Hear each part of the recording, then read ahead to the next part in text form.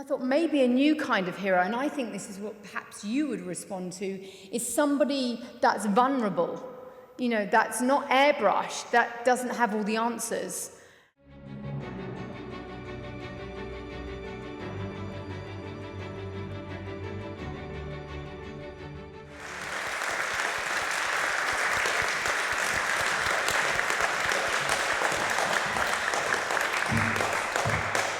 Good evening, everyone. Thank you so much for your patience for coming to see me. It's such an honour and a pleasure to be here. The reason why I was late was I was having a big chat about how many times do we think about the Roman Empire? And it was some more than others. But I have to say, it's really inspiring to be among such fresh, brilliant minds, because, I'm a curious person and I love education. I think education is power, and I know that you've all worked so hard to be here. I've watched some of the students that have tried to get into this university, and it's such an amazing community to be part of it. And, the road to get here has been a long one. All of you have worked so hard. And I'm wondering, and I've got a feeling it's a lot of pressure being a student. So, there's many amazing people that have walked through these doors as alumni, as speakers, as teachers. You all have an inspiring story. And I was thinking to myself, okay, so you might know me as one thing or another. And I thought, well, how can I be of service to you, tonight? Other than maybe, half an hour of escapism from your studies, because I know that's potentially most of you have got an essay to hand in and your tutors are going, come on. And so I thought, well, perhaps whatever I say to you is useful. And what my suggestion is, take what you need and leave the rest behind. So for those that don't know much about me, and some of you will know something, is that, I come from the north end of Watford, which is just an overspill of London. And my mother didn't have a lot of money. I got lucky. I went to a very sort of normal, average junior school, and I got picked. They picked 2 girls to go to a grammar school. And, and it was a really bright academia there, and it was a privilege to go there, and it was a game changer for me. And, I didn't have the discipline, if I'm honest, but looking back, it really left an imprint on my heart and mind, the power of education. And then and it's really, I think as a student, I don't know if, I'm wondering, it's really hard to know and have the courage to say what we want to do. To really say, if I ask one of you, say, what do you want to do? What do you want to be? To allow that dream to say out loud, in case it gets squashed by doubt or naysayers, and like, really? And I had the same feeling, I had a feeling in my back pocket, and also, and also wondering whether I could.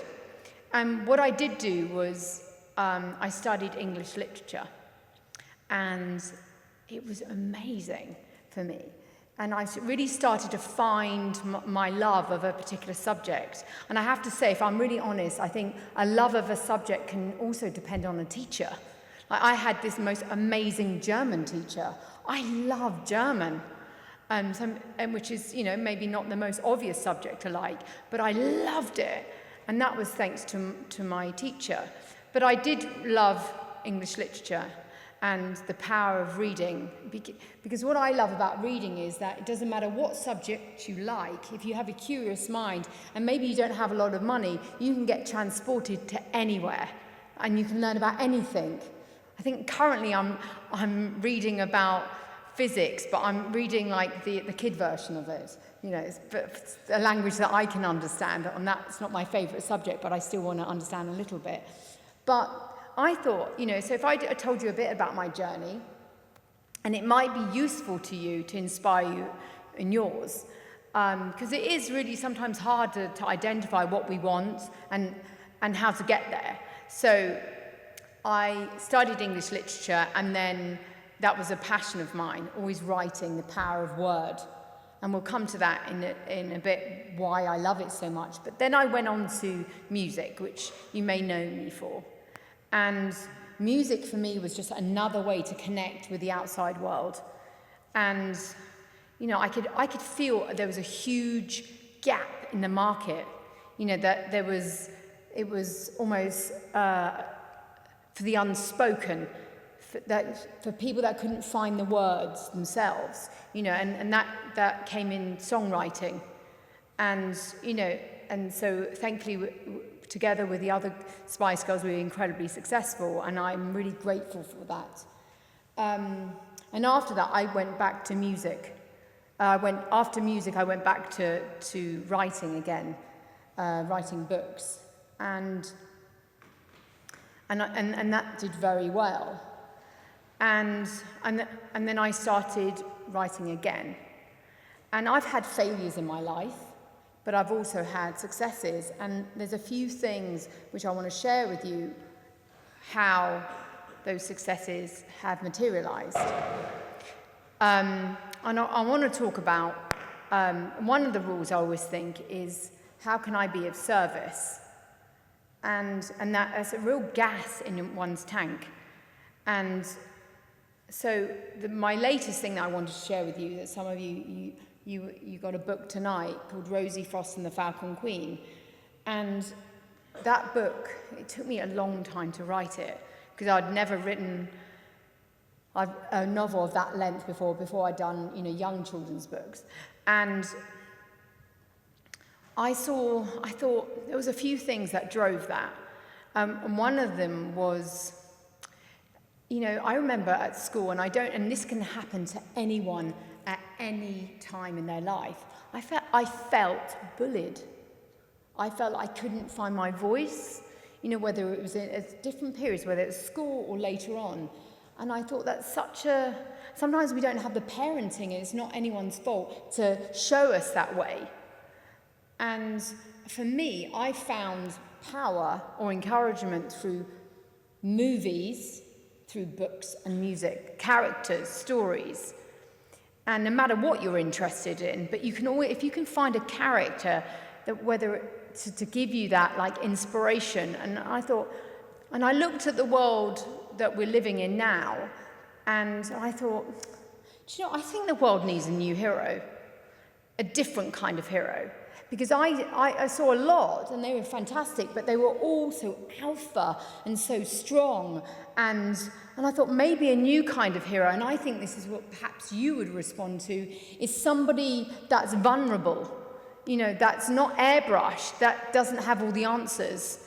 And, you know, maybe someone that finds a courage they never knew they had. And I think we can all relate to that, where we're all in different circumstances. We're thinking, how can I get through this? And how can I do it? So I thought, right, I'm going to do that, and I'm going to and that's where Rosie Frost was born. And I always think, care about your character. And this was 9 years ago, and there was a collective of friends around her that, you know, I see those friends within you lot. Just ordinary, fantastic individuals. But then I placed her in a school, and I'll tell you about this school. It's on Bloodstone Island, which is, imagine Jurassic Park, but not dinosaurs, it's conservation, endangered animals. You've got this amazing island. But this school, this was 500 years ago, was built by Queen Elizabeth I. And Queen Elizabeth I, I don't know if I love history, and some of you are history students here, that Queen Elizabeth I, her mother was executed by her father. Okay, so let's unpack that as a human being. Would you want to get married after you knew that your mother was executed by your father? You'd be feeling a little bit wobbly about it. And so then when her own Privy Council says to her, we need an heir, you need to get married, you'd be like, okay, let's think about that. So she creates a school, and this school is a school of polymaths. You know, not dissimilar to Oxford, okay? Bright, smart individuals. And she says, you know what, their ideas, they will be my legacy, they will be my heirs. And anyway, so that's 500 years ago, okay? So then cut, and it's all built in honor of her mother, Anne Boleyn. Now, when I decided to really lean into Anne Boleyn, someone said to me, oh, don't pick her, she's not liked. And I said, well, why isn't she liked? And they said, well, look at the history of it. And I said, well, who wrote that history? And the more I dug into her, this was a smart woman that believed in reform, NHS. And I just thought maybe she was just shamed for those reasons. And how about we just re-look at that? And so what about if Queen Elizabeth I built this school for her mother? It's her redemption to celebrate her values instead. So let's cut forward to 500 years later. An ordinary girl, not dissimilar to one of you lot, that's stubborn, curious, and she gets orphaned and she's sent there. And the difference between, as I said about this hero, Rosie Frost, set in modern day, she's a modern day hero, and lots of orphans in storybooks that you don't really unpack the feelings of grief. You feel her grief if you want to. And I thought that was really important. I lost my father when I was really young, and to unpack those feelings. So I always think in any story, any movie, you can process your own feelings through something. So it's just underpinning in it. And it's a big action adventure. She goes through a series of challenges, a bit like Squid Game. It's the Falcon Queen games. It's quite aggressive, fast-paced turning. And she gets the help from a Falcon Queen ghost, Queen Anne Boleyn. And she gets given the Falcon Queen rules. There are 4 rules, and 4 rules that, imagine if you knew you were going to be executed and you had a 3-year-old daughter. She gives her these 4 rules. And these 4 rules help Queen Elizabeth I, which she follows these 4 rules, to become the greatest monarch of her time. And then this book, 500 years later, is given to Rosie Frost. And she faces bullies. She gets through the Falcon Queen games and really helps the island because it's under threat by this creepo deputy head. And she finds the courage she never knew she had. Now, this is entertainment, page-turning, even if for the reluctant reader. But the point of it also is my hope is that if, you read it, that you will find some courage through it. Because there's 4 rules. And they're the Falcon Queen rules. And they're 4 rules what I want to share with you because I thought perhaps, I'm wondering they might be helpful to you because I lean into these 4 rules. Being a student, you're the beginning of your, this new journey, this new chapter in your life. The first rule is, take the chance you fear the most. And, in my own life, there's times when I've stepped out of my comfort zone and I've gone for it, even though I'm absolutely terrified. When I've gone through it the other side, my self-worth goes up. And I feel that is one of the biggest suits of armor we can have against whatever it is we're going on in life, whether it's being bullied or whether it's, someone saying you can't do it. If I have that self-confidence or good self-worth, it's almost like a self-armor from predators or from self-doubt. But really, sometimes we're going to feel self-doubt. So, I think it's Shakespeare says, the doubts are our traitors. There's always going to be that voice going, are you sure about that? Yeah. Well, it's rule number 2, and that's united we stand, divided we fall. And so I need you, and I think you need me. We need each other, and sometimes we pull each other over the wall. There are days where I just feel like, oh my goodness, and then I have good company. It goes, come on, you can do it. The next day, I'm reminding them they can too. It might sound a cliche, but it's true. For me, I don't believe that human beings are designed to be alone. It really is a united we stand. So that's number 2. The third one is never give up. And it says, be the light, serve your kingdom, and you'll win your fight. And what that really means is, and this is the secret weapon. And this is what I was thinking about all of you, that you've been given this amazing opportunity, that it's never squandered, as well as achieving greatness, but that you're of service, that you are of service. So when you know that you're of service to something else other than yourself, you suddenly become driven. Like, it doesn't matter what someone says that you can't or do something, suddenly your impetus is bigger. That you think, yeah, I'm going to go for this because it's not just about me. For example, Rosie Frost. I got no's. It took me a long time to get it done, but I kept on going because I thought, do you know what? It's not just about me being successful. My hope is to be of service to every person that wants to find their power, that feels marginalized or bullied. They read Rosie Frost and they go, yeah, I can do this. There's a part of commerciality but altruism at the same time. Smash it together and you achieve greatness. That's what my experience is. So that's number 3, is never give up, be of service. And the 4th one is, if you don't like these rules, make up your own. It's to thine own self be true. That's Shakespeare. So he borrowed the Falcon Queen rules and he went to Hever Bridge, that school built by Queen Elizabeth I. He borrowed it. And I feel like every single one of us will have our own path, our own way of doing things. For me, there is no right or wrong way to do it. And to allow that failure, I've fallen down so many times, and it sounds a cliche, but those failures, sometimes they are my biggest lessons. I keep reminding myself, there's a moment in time where I didn't listen to myself. And I know why I failed, and it's like, keep going back to that. So today, here I am, talking and sharing this experience with you lot. And, I think these are challenging times that we live in. If you look at the world outside, it's not easy. And who inspires me actually is you guys.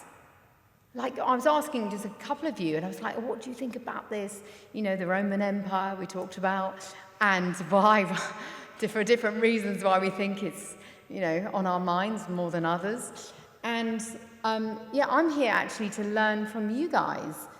You have such great ideas. What was I saying to someone the other day? I think I was talking something basic, and it was just a great reminder. She was telling me, she was 18, she was doing her A-levels, and she was saying, to believe in yourself. And I was like, sometimes we just carry that message. And for me, because the truth of the matter is, if anyone wants to achieve greatness or be a leader, a real leader passes the baton on. I read it in, I don't know if anyone's studying Stoicism, Marcus Aurelius, and it was saying a real leader actually teaches, their younger, to pass it all on, pass the baton on, and to keep that conversation alive and to inspire others. But I'll leave it there. I'm so thrilled to be here, and thank you so much for this opportunity. And I really do wish you all the best success wherever you are in life. I'm looking at future potential presidents or prime ministers, game changers, disruptors. One of you was saying that you were studying medicine. Who knows? There might be a Marie Curie here. Amelia Earhart, who knows? But thank you very, very much.